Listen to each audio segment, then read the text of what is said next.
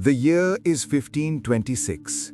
On a dusty plain just north of Delhi, a young prince from the windswept steppes of Central Asia is about to change the history of the Indian subcontinent forever.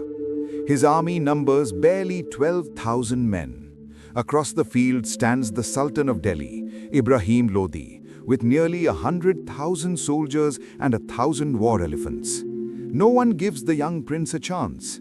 Yet, by sunset that day, the Sultan lies dead, Delhi and Agra are his, and the foundation of one of the greatest empires the world has ever seen has been laid. That prince was Zahiruddin Muhammad Babur, a descendant of Timur and Genghis Khan, and the empire he founded would come to be known as the Mughal Empire. At its height, the Mughal Empire stretched from the mountains of Afghanistan to the shores of the Bay of Bengal, from the Himalayas down almost to the tip of the Indian peninsula. Its wealth was legendary. European travelers wrote that the Mughal emperor sat on a peacock throne studded with jewels worth more than the entire treasury of France. Its buildings still stand today. The flawless white marble of the Taj Mahal, the towering red sandstone walls of the Red Fort, the perfectly proportioned mosques and gardens that still take your breath away.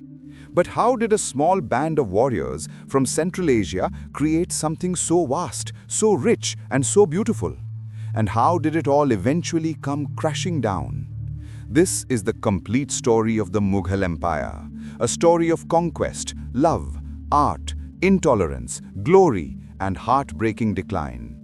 To understand how the Mughals arrived, we first have to look at what India was like before them. By the early 16th century, the Delhi Sultanate, the Muslim kingdom that had ruled northern India for 300 years, was crumbling. The Lodi dynasty still sat on the throne in Delhi, but their authority barely extended beyond the city walls. Powerful regional kingdoms had sprung up everywhere. The Rajputs in Rajasthan, the Sultans of Gujarat, Malwa, Bengal, and the Deccan. Even inside the Sultanate, Afghan nobles were plotting against Sultan Ibrahim Lodi.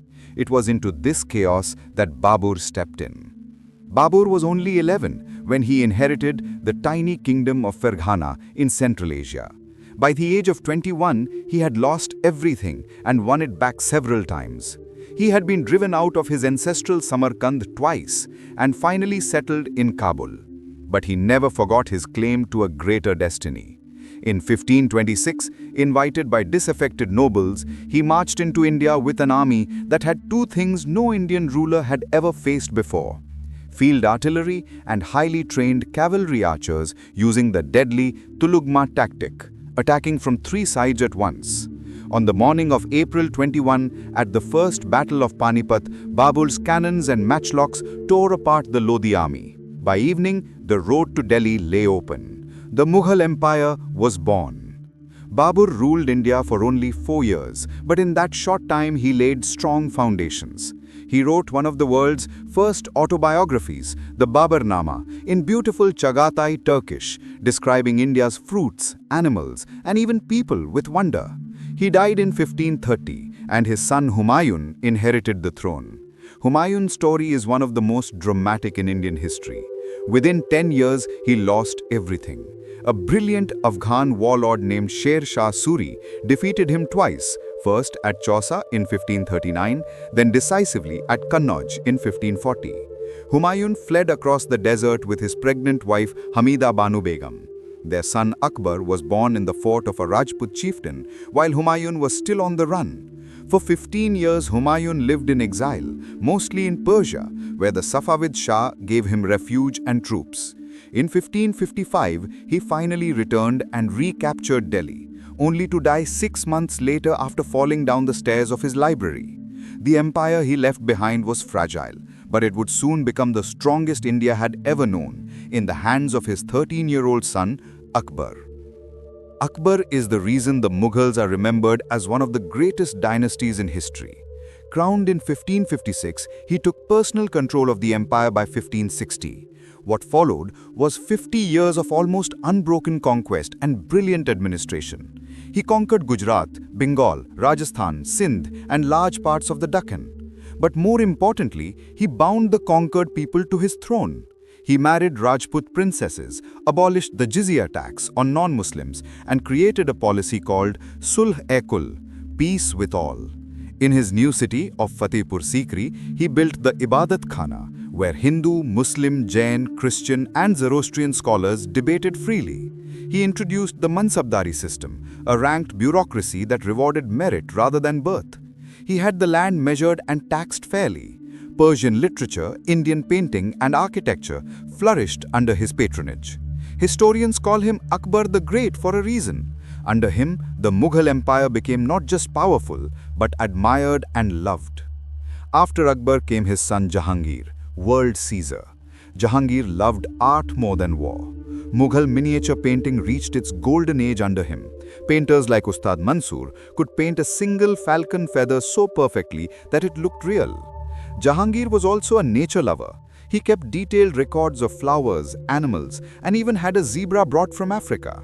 But behind the scenes, real power often lay in his 20th wife, Noor Jahan, one of the most remarkable women in Indian history. She issued coins in her own name, hunted tigers, designed gardens, and ran much of the government.